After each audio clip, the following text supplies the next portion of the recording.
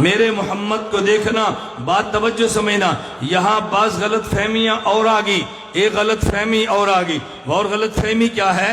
احناف دیوبند کا مسئلہ ہے مرد کی نماز کا طریقہ الگ ہے، عورت کی نماز کا طریقہ الگ ہے، مرد عورت کے نماز کے طریقے میں فرق ہے۔ ایک پھر میدان میں آگے، اور جی اللہ فرماتے ہیں فَاتَّبِعُونِی، میرے محمد کی اتباع کرو، نماز ایسے پڑھو جیسے میرے محمد نے پڑھی ہے۔ یہ حکم مرد کو بھی ہے، یہ حکم عورتوں کو بھی ہے، تو دونوں نماز ایسے پڑھے جیسے حضرت محمد نے پڑھی ہے۔ ادھر جا رہے ہو، اذا حضرت الصلاۃ، جب اذان نماز کا وقت آ جائے، فَلْيُؤَذِّن لَكُمْ أَحَدُكُمْ، تم میں سے ایک اذان دے، وَلْيَؤُمَّكُمْ أَكْبَرُكُمْ، تم میں سے بڑا، تم میں سے جو بڑا ہو وہ امامت کرمکم اکبرکم فرمایا، اسی نے سلو فرمایا۔ یہی تو دیوبند والے کہہ رہے ہیں، یہ اللہ کے نبی نے خطاب فرمایا تھا اور مردوں کو فرمایا تھا، سلو کما رأیتمونی، تم نماز ایسے پڑھنا جیسے مجھے پڑھتے دیکھا۔ یہ دیکھنے والے مرد تھے، دیکھنے والی عورتیں نہیں تھی۔ اگر وہ نماز پہ چلو،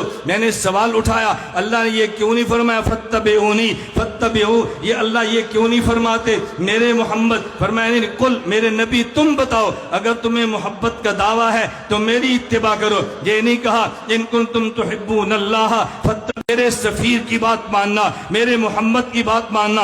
اہل سنت والجماعت دیوبند کا موقف یہ ہے، نبی نمائندہ خدا ہے، صحابی نمائندہ مصطفیٰ ہے۔ اگر قرآن سمجھ آئے گا تو مصطفیٰ سے آئے گا، وہ نمائندہ خدا ہے۔ اگر حدیث میں نے کہا جن نے سنی اس کا نام لے، کہا عبداللہ بن عمر ہے۔ میں نے کہا حدیث کس کتاب میں ہے؟ کہا جی بخاری میں ہے۔ میں نے کہا کھول کے لا بخاری شریف کو۔ عبداللہ بن عمر نے پہلے پیغمبر کا ارشاد نقل کیا، خالف المشرکین، توجہ رکھو، خالف المشرکین غفر اللہ واعف الشوارب، مشرکین کی مخالفت کرو، داڑھی بڑھاؤ، مونچھی کٹاؤ، جاؤ امت کے سامنے سچ بولو۔ کو جی حنفی لوگ حدیثیں مانتے ہیں، ہمارا معنی نہیں مانتے۔ یہ نہ کہا کرو حضور کی حدیث نہیں مانتے، ہم تیرے معنی کو حضور کا معنی نہیں کہہ سکتے، حدیث کا معنی صحابی سے سمجھیں۔ نبی کون ہے؟ جملے کو دل کی تختی پہ نوٹ کر لو۔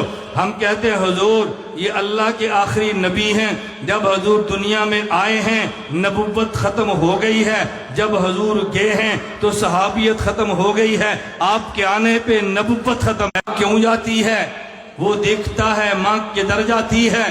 میں مثال دینے لگا ہوں، شاید شہر کا بندہ یہ بات نہ سمجھے، دیہات کا بندہ بات جلدی سمجھے۔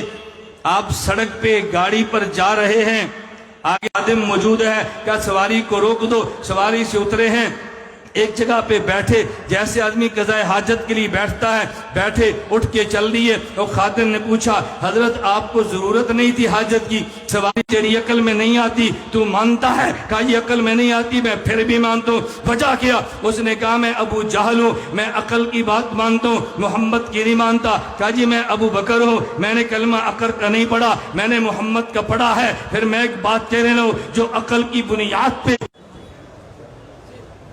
جی نہیں، دیکھو میرا زندگی کا اصول ہے، مجھے کہا بیان 3 بجے تک، 3 بجے تک مجھے میزبان کہے گا جواب دوں گا، نہیں کہے گا نہیں دوں گا۔ مانا مجھے اگر آپ کہتے ہیں کہ مولانا صاحب ہم آپ کا بیان کروانا چاہتے ہیں، ابھی کروانا چاہتے ہیں اپنے مدرسے میں؟ اپنے مدرسے کے لیے آپ کہہ رہے ہیں نا، یہاں کے لیے تو نہیں کہہ رہے، تو بات اور ہوگی۔ یہاں کروانا چاہتے ہیں تو میں نے کہا یہاں نہیں کروں گا، ان سے بات کرو۔ بھی زمین پر رہیں تو یہاں کبھی نہیں دیکھ سکتے، تو میں تو قیامت تک مانگا۔ تعبیر کا معنی ہمیشہ ہوتا ہے۔